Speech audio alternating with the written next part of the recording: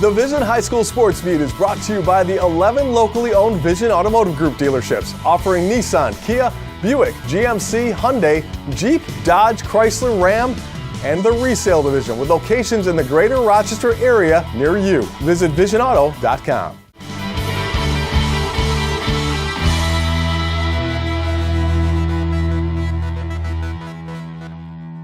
Hello everyone, and thank you for joining us on the Vision High School Sports Beat. I'm Dave Yates. It is part 2 of our look back at our favorite stories from the just completed fall season, and we begin this week with the Athena Boys Soccer team. It was going to be a big matchup with a national powerhouse, but weather forced the game to be canceled. The trip to New York City, however, went as planned. Here's Paul Gotham. Burns in the middle there. Okay, the rest, you come right here, Brian. You gotta get another color on. Can't wear red. Wait, do we got? Let's go, Sox. Come on, buddy. Tommy, I don't know if we got enough guys out here. There you go. With a spot to fill in his schedule, Mike Butler looked to combine a team-building trip with an opponent that could challenge his Greece Athena Trojans. The fifth-year coach found exactly what he wanted. Well, you know, it was the end of the year, and I was thinking, hey, we're going to be good next year, and would it be fun to take a trip? And I just said to myself, I wonder who the #1 team in the nation is, and I Googled it, and there they were, and I found out it had been a really storied program, and they'd been the #1 team 11 times, so it was, I called the guy, he said, hey, let's do it, and so it worked out well. That storied program is St. Benedict's, a prep school in Newark, New Jersey. Ranked #1 in the preseason polls by Top Drawer Soccer and USA Today High School Sports, the list of players to wear St. Benedict's threads includes former men's national team captain Claudio Reyna, as well as Tab Ramos, and Columbus Crew head coach Greg Berhalter. I think most of the team was excited for the most part. It gives us a good opportunity to go face, if not the best, one of the best teams in the country. So starting off the season on a good note, hopefully. What was your first reaction when you heard what Coach had to say about that? I couldn't believe it, to be fair, because I know going down there, they're going to be that high level of qualities. And with the team we got this year, I think it'll be a good game.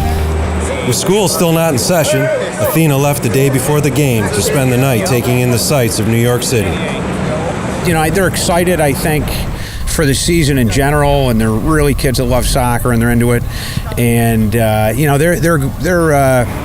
on YouTube and look the team up and see different things. So I think they're excited just for the trip in general. They know how much fun we're going to have going to New York City and all those things. We're going to have a great time. So regardless of what we take away from it, that's, I think, an important part of being on a high school soccer team. The Trojans stayed across the street from the famous Madison Square Garden, enjoyed dinner at Tony DiNapoli's,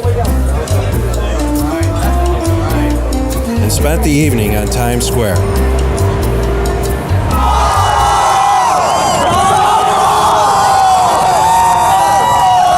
The date of the originally scheduled match saw a statewide heat advisory in New Jersey, which forced the postponement of the contest. The game is being rescheduled for later this month.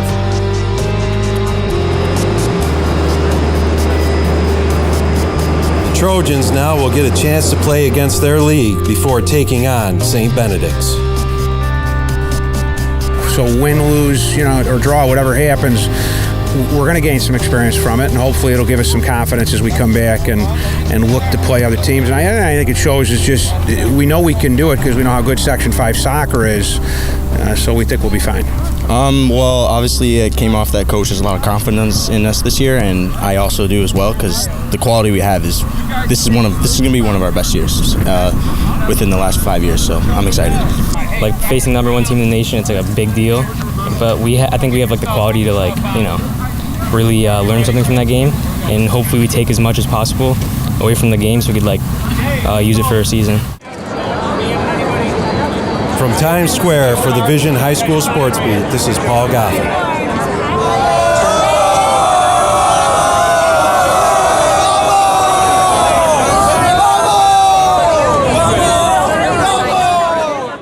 Coming up, Paul Gotham has a special guest for the Dunkin Donuts High School Notebook.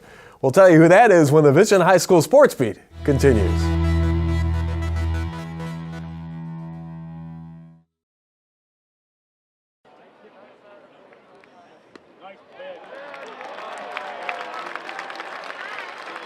Bacon, egg, cheese. Only one way to make this better. Another one. Dunkin' go-tos. Get 2 bacon, egg, and cheese sandwiches for $5. America runs on Dunkin'. Welcome back, and thanks once again for joining us on the Vision High School Sports Beat. I'm Dave Yates. It is time now for the High School Notebook, brought to you by Dunkin Donuts. America runs on Dunkin'. Now here's Paul Gotham from Pickin' Splinters with a special guest.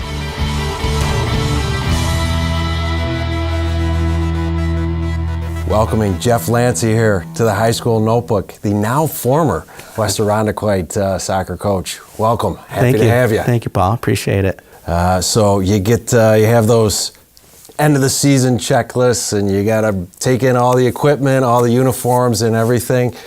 What was it like to know that you're doing that for the last time as the head varsity coach, at least for a while? Yeah, right. Well, it actually was kind of surreal. I mean, you have the final senior game, you have the final sectional game. Yeah, there's a lot of like, wow, this is it, you know. And it didn't really hit me at first, you know. When we lost to Churchville with 8 seconds to go in the fourth overtime, I was more concerned about the girls at that point because they were all upset, you know, especially seniors. That's it for them as well, you know. But that bus ride back to school, I started to reflect a little bit and think about all of the, you know, kids that I got to work with and how privileged I was to have that opportunity, and the things that we accomplished and all of that. So I would say there, but at our banquet was when I started to get a little emotional, and you just think about all of those kids that you've been able to work with. It's been fantastic. So some things that you probably don't want to remember, but your career has had the unfortunate episode of having to run parallel to a lot of great teams in Section 5 soccer, namely Spencerport here in the last 3 years, but certainly you were the smallest AA school there for a while. What are some things in the struggle there of moving along and the challenges that are moving along that you can pass on to younger coaches, and things and lessons that you have learned along the way?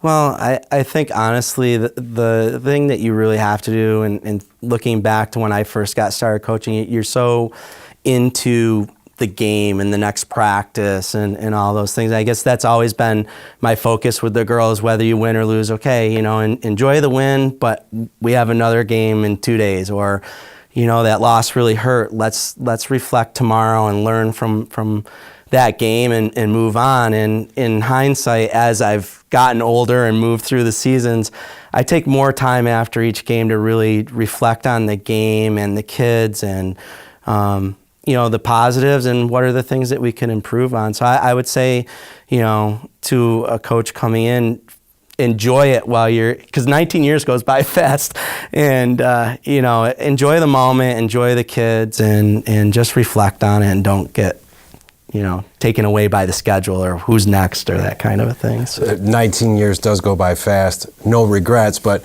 if you could go back 19 years ago, what would you tell Jeff? Be more patient.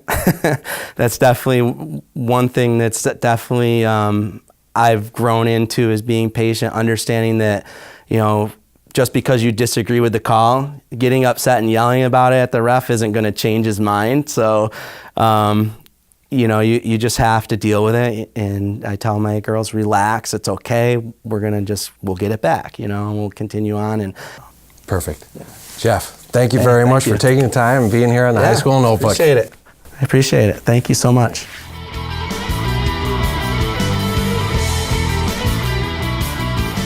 Coming up next, the best of the Making the Grade nominees with Kim. And later, one player's return to the field in Brighton. We've got that story on the Vision High School Sports Beat. Continue.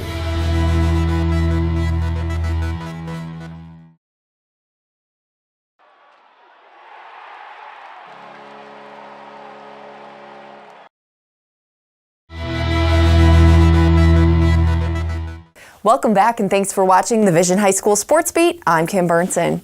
It's time now to take a look back at students honored for making the grade this fall. McQuaid senior Ben Beauchamp is a varsity standout in both baseball and football for the Knights. He maintains a 91 average and will be heading to Albany to play Division I baseball next fall. Logan Holgado is a senior at Wayne Central, taking multiple IB and AP classes. As one of Section 5's best hitters, he helped lead his team to the school's first sectional title since the 1950s. Bishop Kearney senior Cameron Morrissey is a hockey player nominated for her leadership. She's ranked 5th overall in her senior class and is a member of student council. And finally, HFL wrestler and state champion Anthony Noto was named All-Greater Rochester Wrestler of the Year last season. He carries a 91 academic average and mentors young athletes through his volunteer work.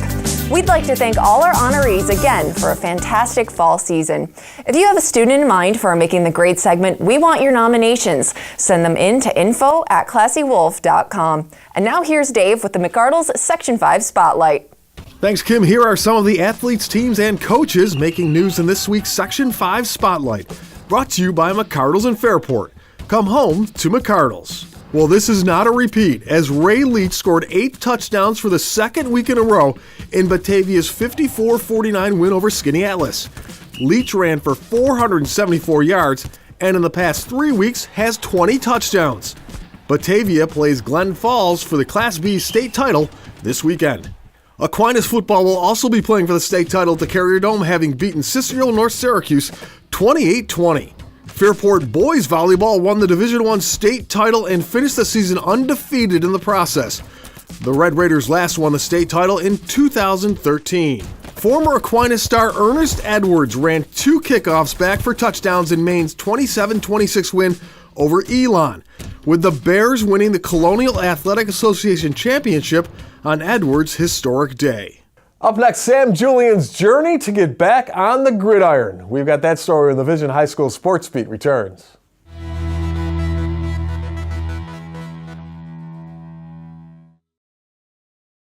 And now to Eichel. He floated one.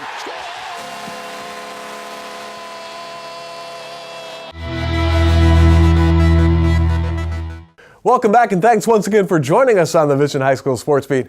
I'm Dave Yates. This segment of the Vision High School Sports Beat brought to you by the Injury Free Coalition and our friends at Leo's Bakery and Deli. Please remember to always wear your seatbelt in the front and back seats and to focus only on driving when behind the wheel of a car. This message courtesy of the Injury Free Coalition for Kids Smart Teen Driving Program and our friends at Leo's Bakery and Deli. It was a remarkable story. Sam Julian was diagnosed with thyroid cancer in July, just before beginning his senior season with the Barons football team. He thought he might not get back on the field again, but he did, and his teammates couldn't have been happier to have Sam back. You're 18 years old, getting ready for your senior year in high school, thinking about where you want to go to college, gearing up for football season, enjoying time with your teammates and friends. Then you get the news. You have cancer. Suddenly, your whole world has changed. The plans you've been focusing on are put on hold. Nothing can be taken for granted. I was obviously devastated, and I wondered if I was ever going to play football again. And going through the whole rehab process, surgery, it's great to be back. I mean, anytime you hear something like that, it takes the wind out of your sails. I wasn't expecting it at all.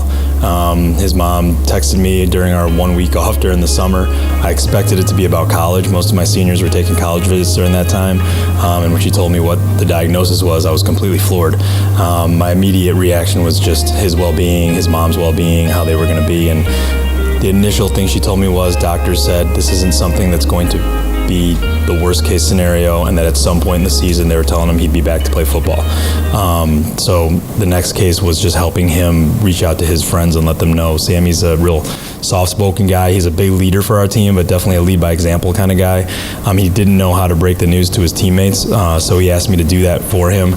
We brought them all together, and anytime you tell a group of kids, the word cancer and their friend, their immediate reaction is probably like mine, and it's the worst case scenario. Thankfully, by that point, we had kind of gotten the word from doctors and heard a little bit more, and so I was able to assure them, hey, he's going to have the surgery. They're telling me it's going to be okay, and he's going to be back. I think that helped a little bit, but obviously it was a huge shock.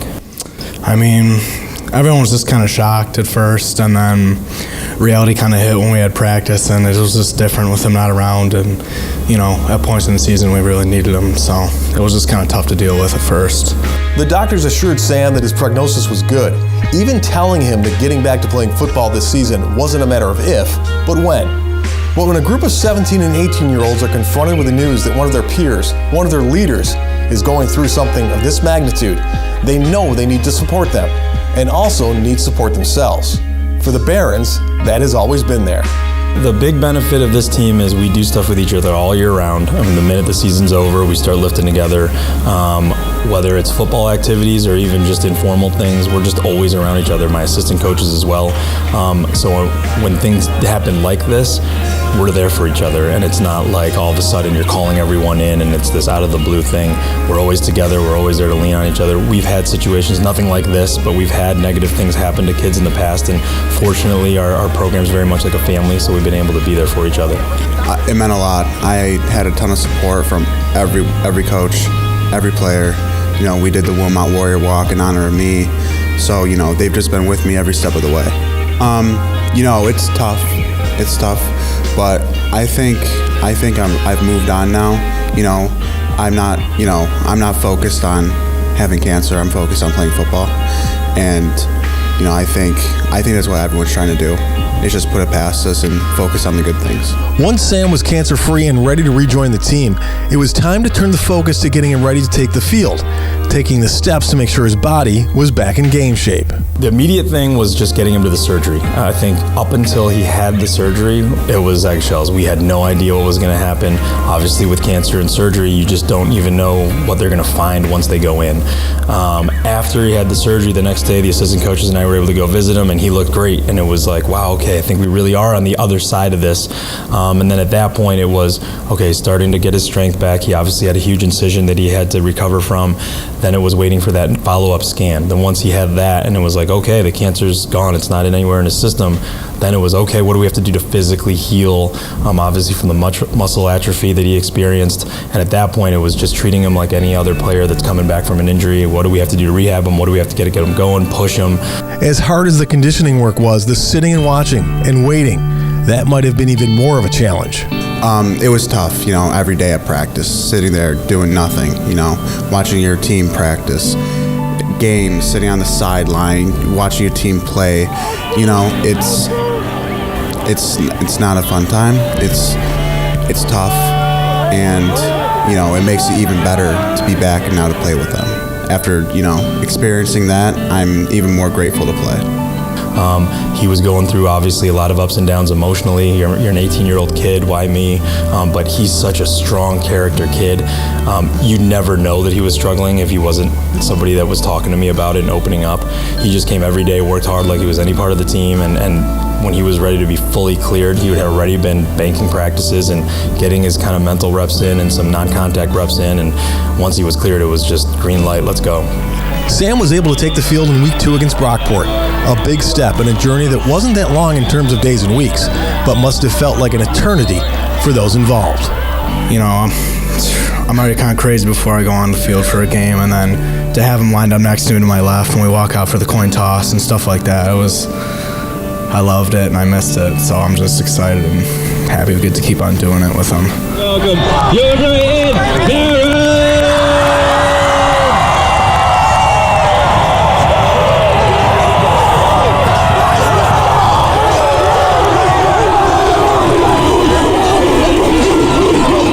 Talk about taking the field last week against Brockport, how that felt for you. It felt great, you know.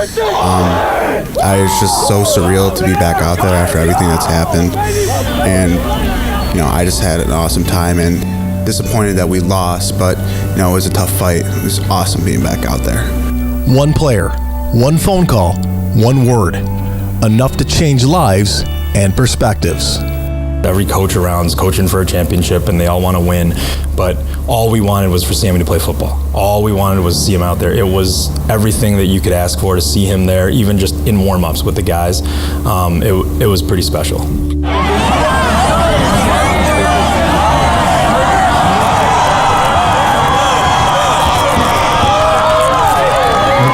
afternoon, Brighton family. We are again very glad. Well, we'd like to thank our sponsors, especially the 11 dealerships in the Vision Automotive Group, for making the Sports Beat possible. Thanks for watching, and we'll see you next week on the Vision High School Sports Beat. That's what the tails is, and oddly, or that's what the heads is.